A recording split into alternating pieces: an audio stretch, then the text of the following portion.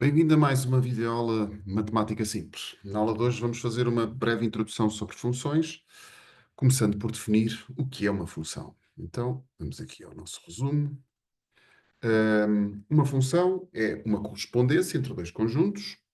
Ao conjunto inicial costuma-se chamar de domínio, ao conjunto final, neste caso o nosso B, é o conjunto de chegada. E uma aplicação deste género é uma função desde que a cada elemento do domínio faça corresponder um e um só elemento do conjunto de chegada. Ou seja, não pode, por exemplo, acontecer isto, termos aqui um elemento extra que não tenha correspondência, por exemplo. Isto já não será uma função. Ou então um elemento que tenha duas correspondências para o conjunto de chegada. Isto não é uma função também. Notem que pode haver, isso não há problema nenhum, pode haver uma seta a ir para o mesmo elemento do conjunto de chegada. Não pode haver duas a partir do mesmo elemento do domínio.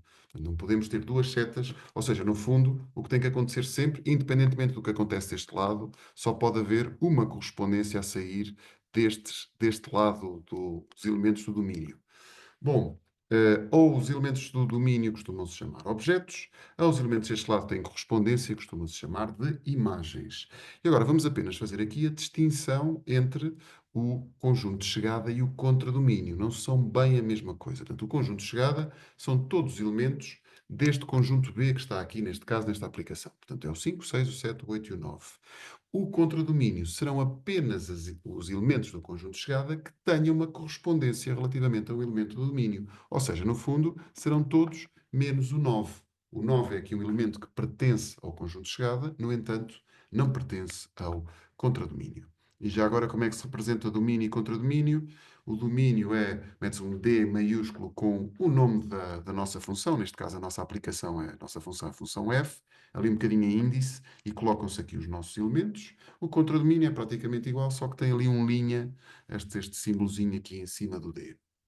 Vamos ver como é que se representam funções e depois falar um pouco de umas observações sobre esta parte inicial. Portanto, muitas destas coisas até já foram faladas antes, porque já no oitavo ano, creio que já está a noção de função afim. No nono fala-se um bocadinho de função quadrática. Não sei se agora com o novo programa as coisas continuam assim, mas vamos aqui ver como é que se pode representar uma função. E há várias formas de representar funções. A primeira, nós já vimos há pouco, este diagrama de setas que aqui está, que no fundo também é muito semelhante às tabelas. A única diferença é que a tabela não me dá informação sobre o conjunto de chegada, dá-me apenas o contradomínio, não é? Porque nós não temos aqui os elementos, não têm correspondência. Hum, Portanto, aqui temos deste lado, mais uma vez, os objetos, deste lado temos o conjunto de chegada e as respectivas imagens, aqui a mesma coisa, temos o x de um lado e o y do outro. Próxima representação, portanto, para além de tabela e diagrama de setas, podemos pensar aqui também na expressão verbal, que é uma espécie de função em compreensão por escrito. Quando pensamos no triplo de um número mais 5, é 3x mais 5. Portanto, e esta aqui será a expressão analítica. Cá está mais uma forma diferente de representar função. Para além disso, ainda temos também com os eixos, o eixo ortonormado aqui, com o eixo do x e o eixo dos y, representar a nossa função em que os valores cá debaixo do eixo do x serão os nossos objetos e os valores do eixo dos y serão as nossas imagens. Regra geral, chama-se a variável x, a nossa variável independente, e a variável y é a variável dependente. Pelo menos para já, normalmente é assim. Mais tarde na faculdade podem as coisas ser diferentes, mas até lá não se preocupem com isso.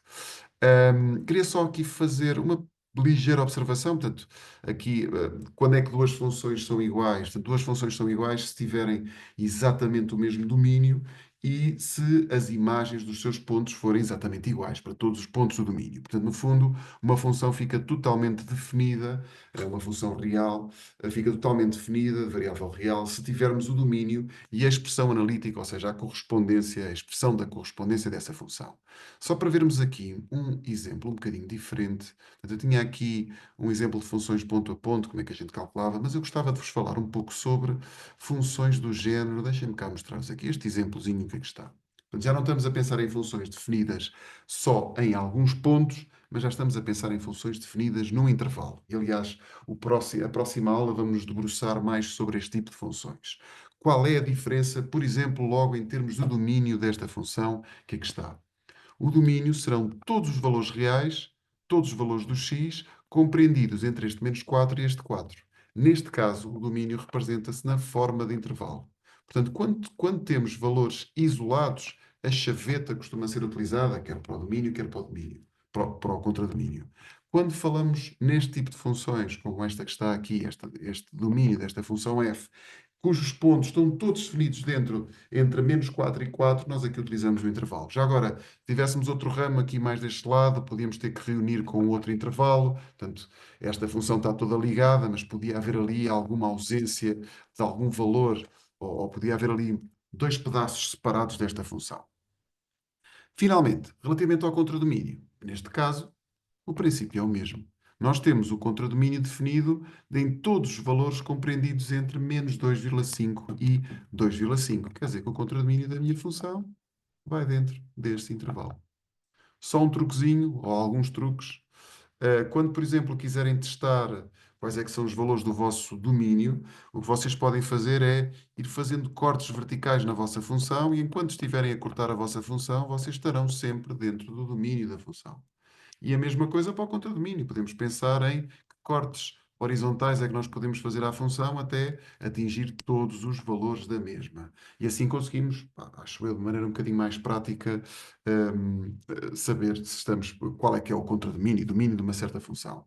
Já agora, um outro pormenor, quando é que nós temos uma função e quando é que nós não temos uma função neste tipo de gráficos? Por exemplo, entre estas duas funções, uma delas, vamos falar aqui da f e da g, uma delas é uma função e a outra não. Vou-vos darem uns segundinhos para pensarem nisto, ou se quiserem pausar o vídeo, mas aquela que é função é a g.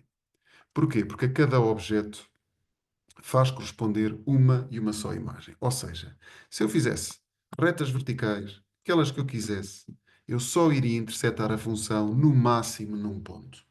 Ou seja, estamos perante uma aplicação em que se verifica que a cada elemento do domínio faz corresponder um só elemento do contradomínio. Esta não. Por exemplo, este objeto aqui tem duas imagens.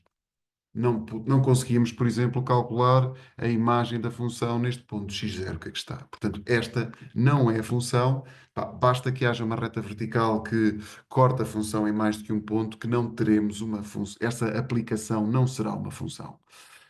Finalmente, só para vocês distinguirem o que é por exemplo, como é que eu calculo o f de 2 nesta função? O que é que eu faço? Sempre que eu tenho o valor aqui dentro deste parênteses associado a esta função f, este valor é um valor do x. Portanto, eu vou procurar qual é que é o y para o ponto 2. E aqui, temos aqui o ponto, o y para o ponto 2 nesta função é 0. Se, por exemplo, quisesse calcular o f de menos 2, ou aqui em cima, o f de menos 2 é 2,5. Quando é que acontece o contrário? Portanto, neste caso, eu estou-vos a dar o objeto e estou-vos a pedir a imagem. Mas também pode acontecer ao contrário, que é quando, por exemplo, aparece uma expressão do tipo f de x igual a 0. Quando vos aparece uma coisa deste género, eu tenho que ir ao y e descobrir todos os valores do x, aqui até temos mais do que um, cujas imagens são iguais a 0, ou seja, cujo y é 0. Até se quiserem, façam uma linha horizontal aqui no 0 e vejam quais são os valores do x que cruzam com esta linha horizontal que eu fiz. Portanto, neste caso, o x pertence a menos 3, 2 e 4. São estes três pontos que estão aqui, cujas imagens são iguais a 0. Portanto, saibam distinguir bem neste tipo de expressões o que é, onde é que entra o x, e onde é que entra o y, o que é objeto e o que é imagem. E creio que por hoje já fizemos aqui uma bela revisão nesta parte de funções e nas suas representações. Na próxima aula vamos entrar em coisas um bocadinho mais características específicas de funções, olhar para gráficos. Espero que tenham gostado. Caso queiram colocar alguma questão ou queiram adquirir a nossa sebenta, entre em contato por mensagem via YouTube. Fiquem bem, até breve.